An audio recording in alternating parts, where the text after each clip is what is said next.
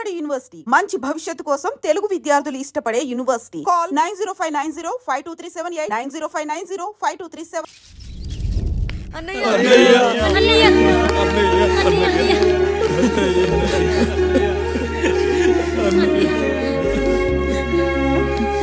రాత్రి చాలా భయం వేసిందన్నయ్య. ఇప్పుడు మమ్మల్ని వదిలి వెళ్ళకన్నయ్య. రాత్రే కదరా మనం అందరం కలిసి పడుకున్నాం. ఎప్పుడో రాత్రి చూసామన్నయ్య. నిన్ను చూడకుండా ఒక్క అరగంట కూడా ఉండలేకపోతున్నా. నిన్ను చూసి చాలా రోజులైనట్టుంది అన్నయ్య. రాత్రంతా ఎక్కడికి వెళ్ళావన్నయ్య? అసలు ఎక్కడికి వెళ్ళారండి? ఇంట్లో దోమలు కొడుతున్నాయని అలా పక్కనే ఉన్న గడ్డివాం దగ్గర పడుకున్నా. మన రత్తాలు వాళ్ళ ఆయన ఊళ్ళో లేడంది. సరే అని తను తోడుగా తీసుకెళ్ళా.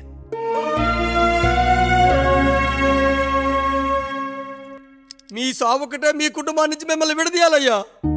అప్పటి వరకు మేము కళ్ళు తెరిస్తే మా కళ్ళ ముందు ఉండాలి, కళ్ళు మూస్తే మా కళ్ళలో ఉండాలయ్యా. నమస్కారం రాయుడు గారు.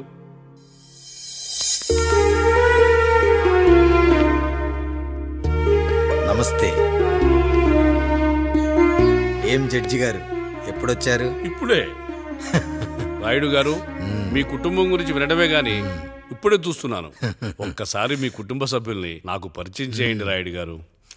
వాళ్ళు నా తమ్ముళ్ళు. నమస్కారం. మొత్తం ముగ్గురా? కాదు, నలుగురు. వాడు వేరే షూట్లో ఉన్నాడు. వీళ్ళు నా చెల్లెళ్ళు. నమస్కారం తల్లి. వీళ్ళు నా భార్యలు. నమస్కారం అమ్మా. వీళ్ళు నా బంధువులు. నమస్కారం.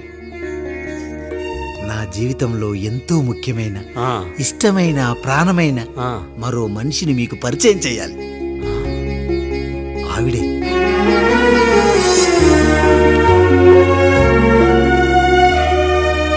నమస్తే తల్లి. ఆవిడ మా పని మనిషి. తను వాళ్ళ అమ్మాయి. నాకు కూతురు లాంటిదే.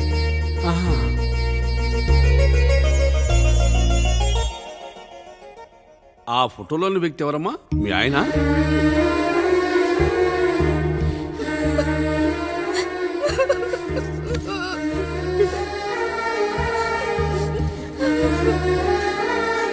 చనిపోయారా? అయ్యో లేదండి. ఎక్కడ పడితే అక్కడ, ఏది పడితే అది వాగుతున్నాడని పోలీసులు నగర బహిష్కరణ చేశారండి. మళ్ళా ఎప్పుడొస్తాడు? నెక్స్ట్ సీన్కి వచ్చేస్తాడండి. ఈ అనుబంధాలు, ఆప్యాయతలు చూసిన తర్వాత నాకు ఒక కోరిక కలుగుతుంది రాయుడు గారు. మీరు కాదనరనే ధైర్యంతో అడుగుతున్నాను. అడగండి. నాకు ఒక్కతే కూతురు. ఆమెను మీ కుటుంబంలో సభ్యురాలుగా చేసుకుంటారని. తప్పకుండా. నా భార్యలకు అభ్యంతరం లేకపోతే తనను నేను పెళ్లి చేసుకుంటా.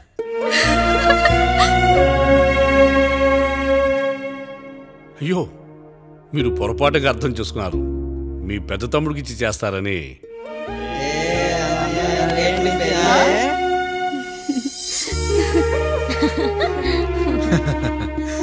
తప్పకుండా తప్పకుండా ఒక మంచి రోజు చూసుకొని మీ ఇంటికి అమ్మాయిని చూసుకోవడానికి వస్తాం. ధన్యుణ్ణి రాయుడు గారు, ధన్యుణ్ణి.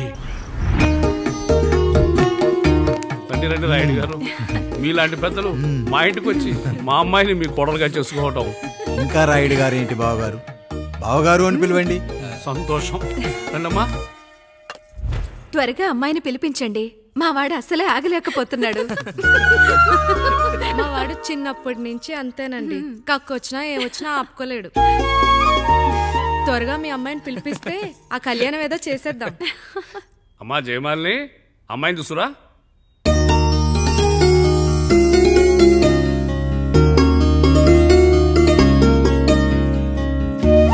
కూర్చోమ్మా. నువ్వు కూడా అబ్బాయిని చూడమ్మా.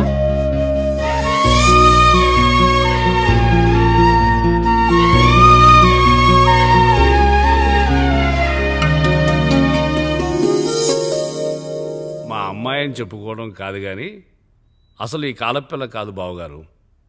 రాత్రంతా బయట తిరిగినా కోడి కుయ్యకు ముందు ఇంటికి వచ్చేస్తుందండి. మళ్ళా ఊరంతా నిద్రలేగిస్తే తప్పుగా అనుకుంటారు కదా. తను తిరిగే స్నేహితుల్లో పచ్చి తాగుబోతులు, తిరుగుబోతులు ఉన్నారు. కానీ ఆ విషయాన్ని తన మనసులోనే పెట్టుకుంటుంది. కానీ స్నేహితుల గురించి ఎప్పుడూ చెడుగా చెప్పింది లేదు బావగారు.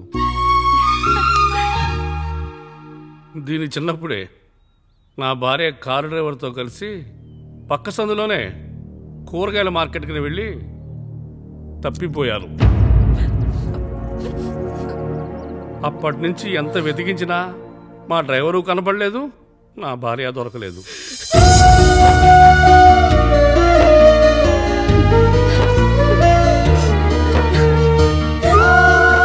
అమ్మ నాకు చాలా ప్రేమ పంచింది నాన్న, అది ఊరంతా పంచుతానంటుంది నా బిడ్డ. నేను కాదనలేదు. అలాంటి నా కూతురు ఇవాళ మీ కోడలవటం నిజంగా నా అదృష్టం బావగారు. ఈ రోజు నుంచి మీ అమ్మాయి మా ఇంటి బిడ్డ. అమ్మాయి నచ్చిందా బాబు? నచ్చిందా?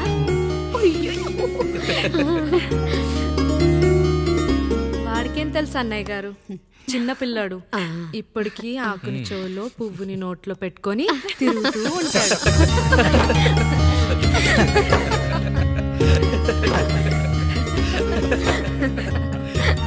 ఇంకంత శుభం అన్నమాట. ఇక తాంబూలవి మార్చుకుందాం. ఒక నిమిషం ఆగి, నేను చెప్పేది ఒకసారి నా మాట నేను ఒక్క క్షణం కూడా ఉండను. ప్లీజ్. అమ్మా శారదా, పెద్దవాళ్ళు వచ్చారమ్మా, మనల్ని చూస్తున్నారు. అమ్మాయికి పెళ్లి చూపురమ్మా. ఈ టైంలో నువ్వు ఇలా అలర్ట్ చేస్తే దాని జీవితం నాశనం అవుతుంది తల్లి. లోపలికి వెళ్ళు, తర్వాత మాట్లాడదాం. ఇక్కడ మీ కోడలు కాపురం కాలిపోతుంటే మీరు ఆ మంటల్లో మీ కూతురు పెళ్లికి కాఫీలు పెట్టిస్తున్నారా? ఈ ఇంట్లో నేను ఇంకొక క్షణం కూడా ఉండను. ఒక్క నిమిషం తల్లి, అసలేం జరిగిందో నాకు చెప్పమ్మా. ఈయన మంచోడని 6 నెలల క్రితం నాకు పెళ్లి చేశారు. మొదట్లో బాగానే ఉన్నాడు, ఆ తర్వాత ఒక రోజు మందు కొట్టాడు. పోనీ తాగింది దిగాక మంచోడుగా ఉంటాడు అనుకుంటే ఈ మధ్య చెడు తిరుగుళ్ళు తిరుగుతున్నాడు. ఊరవతల చిన్నిళ్ళు కూడా పెట్టేశాడు. మీరే చెప్పండి రాయుడు గారు, ఈ ఇంట్లో నేను ఉండాలా, వెళ్ళిపోవాలా, ఈయన్ని వదిలేయాలా, అక్కర్లేదా? వదిలేయాలమ్మా. వదిలేయాల్సింది నీ భర్తను కాదు, అతనిలోని లోపాలు. ఆశ్చర్యపోతున్నావు కదూ? ఒక మగాడి బాధ సాటి మగాడిగా నేను చెప్తానమ్మా. ఆడదాని ప్రేమ వెలిగించిన అగరొత్తి లాంటిది. ఒకడు వెలిగించగానే కొన్ని గంటల్లో బూడిదైపోతుంది. కానీ మగాడి ప్రేమ దీపం లాంటిది. తను కాలుతూ కూడా నలుగురిని వెలిగించుకుంటాడు. ఆ వెలుగులో ఆనందాన్ని వెతుక్కుంటాడు. చూడమ్మా శారద, నువ్వు కాకిలోని నలుపును చూస్తున్నావు, నేను దాని రెట్టలో తెలుపును చూస్తున్నాను. మొగడు మందు కొట్టొస్తే నిన్ను కొట్టలేదని సంతోషపడాలి గాని బాధపడకూడదమ్మా. ఇక చిన్నిల్లు సంగతి అంటావా? రుచిగా ఉందని లొట్టలేసుకుంటూ సగం తిన్న బిర్యానీలో కుక్క మూతి పెట్టిందని తెలిసాక దాన్ని పారేసుకుని ఆకలిని చంపుకోవడం కంటే నాకింది మనింటి కుక్కే కదా అని దాని మూతిపళ్ళు రాలగొట్టి ఇంట్లో కట్టేయాలి. నీ భర్త కూడా అలాంటి కుక్కలాంటి వాడేనమ్మా.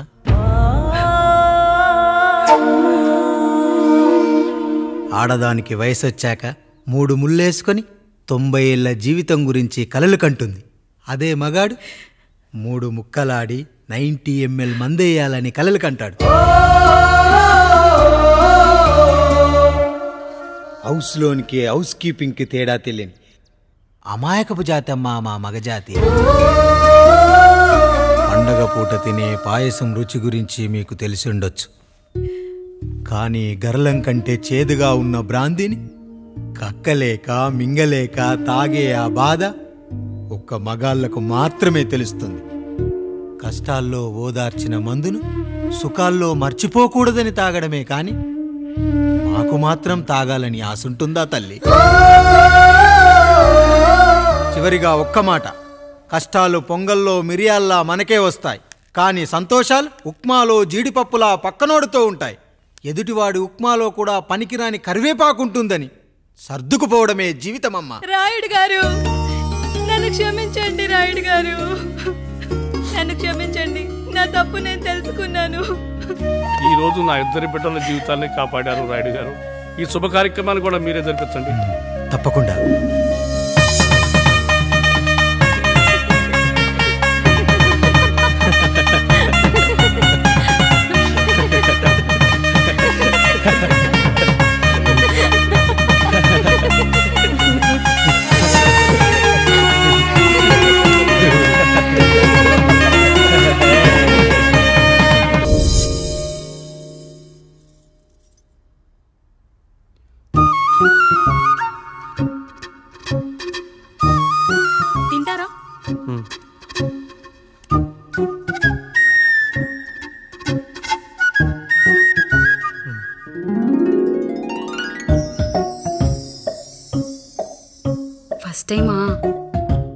అవును, మీకెలా తెలిసిపోయిందండి? అంటే మా బామ్మ చెప్పింది. శోభనం గదిలో అనుభవం మగాడైతే మామిడి పండు పిసుక్కొని తింటాడు, అదే లేనివాడైతే మీలా ఇలా అరటిపండు ఓపిగ్గా ఒలుచుకొని తింటాడు అని.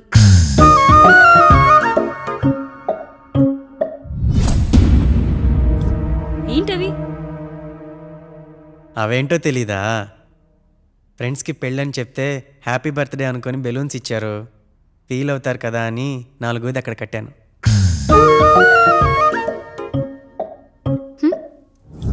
అన్నీ వచ్చాడు. పిల్లల గదిలోకి వెళ్ళారా? వెళ్ళారండి. మీరెంత ఏంటి ఇంత రాత్రి అయినా ఇంకా పడుకోలేదా? మీరు లేనిది ఎప్పుడైనా పడుకున్నామా అన్నయ్య? అందరం కలిసే కదా పడుకునేది మావయ్య. సరే సరే, అందరం పెద్దోడి గదిలో పడుకుందాం. ఈ రోజు వాడి శోభనం కదా, అసలే కొత్త. పక్కనుంటే ధైర్యంగా ఉంటుంది, పక్క నుండి దగ్గరుండి జరిపిద్దాం. పదండి.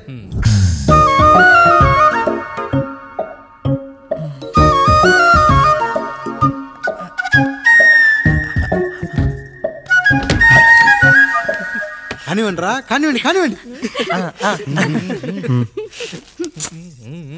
మీరేం మావయ్య ఇక్కడ పడుకుంటున్నారు?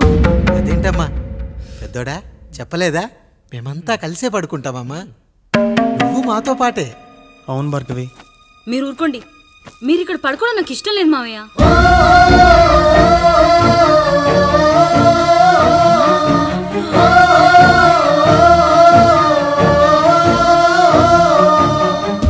అదేంటమ్మా అలా అంటావు? ఎన్నో చూసాం, ఎన్నో చేశాం. దుక్కి దున్ని కోత కోయకుండానే ఈ విత్తనాలన్నీ మొలకొచ్చాయంటావా తల్లి? అవన్నీ నాకు తెలియదు మావయ్య, మర్యాదగా బయటికి వెళ్ళండి.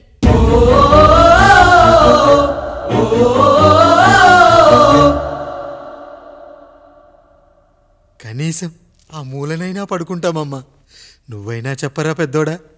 అంటే తను ఇబ్బంది పడుతుంది కదా నాన్న.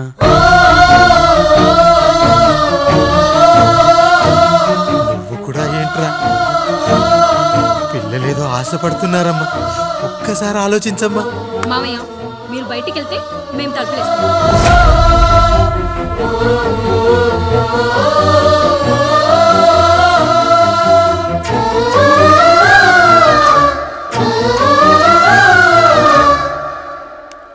వేసుకోండి అమ్మా, వేసుకోండి, తలుపులు వేసుకోండి.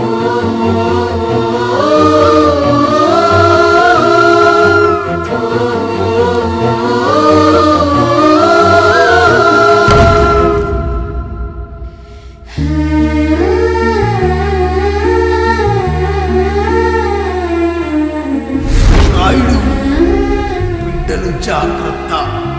ఈ రోజు నుంచి వీళ్ళంతా నీ తమ్ముళ్ళు చెల్లెళ్ళు కాదు, నీ బిడ్డలు.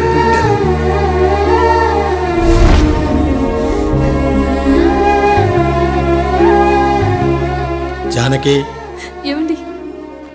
సావిత్రి, ఏమండి? లక్ష్మి, ఏమండి? మన గదిలోకి పదండి. ఇక నుంచి ఎవరి పిల్లలతో వాళ్ళ గదిలోనే పడుకోవాలి. ఇది ఈ రోజు నుంచి ఈ వంశానికి రాస్తున్న కొత్త శాసనం.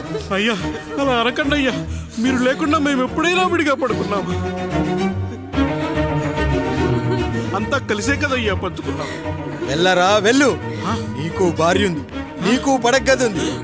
వేసుకోండి రా, మీరు వేసుకోండి, తలుపులు వేసుకోండి. మీరు కూడా ఏంటండి పిల్లలేదు? చిన్న పిల్లల వాళ్ళని ఉయ్యాల్లో ఆడించేటప్పుడు పక్కనే ఈ నాన్న కావాలి, బడికెళ్ళేటప్పుడు పక్కనే ఈ నాన్న కావాలి, గుడికెళ్ళేటప్పుడు కూడా పక్కనే ఈ నాన్న కావాలి. కానీ శోభనం గదిలో మాత్రం పక్కనే ఉంటానంటే బరువయ్యాను జానకి, బరువయ్యాను.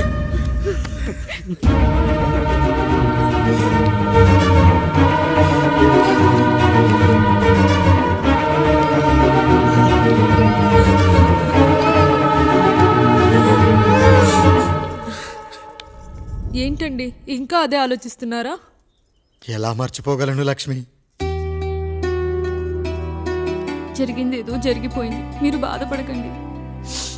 ఎంత మాట అన్నాడో చూసావా? నా భార్య ఇబ్బంది పడుతుంది, బయటికెళ్ళండి నాన్న అన్నాడు. వాణ్ణి ఎలా పెంచాను, చదువుకుంటే పై చదువులకు వాడు వేరే ఊరు వెళ్లాల్సి వస్తుందని చదివే మాన్పించేశాను. జ్వరం వస్తే ఆ మాత్రలు చేదుగా ఉంటాయని నేనే మింగాను. నోరు తెరిచి అమ్మ కావాలన్నప్పుడల్లా ఎంతమంది అమ్మల్ని ఇచ్చాను. నాన్న అన్న ప్రతిసారి నాన్నల్ని ఇవ్వలేకపోయానని వాడికి నా మీద కోపమో ఏమో జానకి. నిజమేనండి, మనమంతా ఇలా లేమే. మన కుటుంబానికి దిష్టి తగిలింది. మా నాన్న మరణంతో ఆస్తిపోయి తమ్ముళ్ళతో నడి రోడ్డున పడ్డప్పుడు ఇలాంటి కష్టాన్ని మొదటిసారి అనుభవించాను.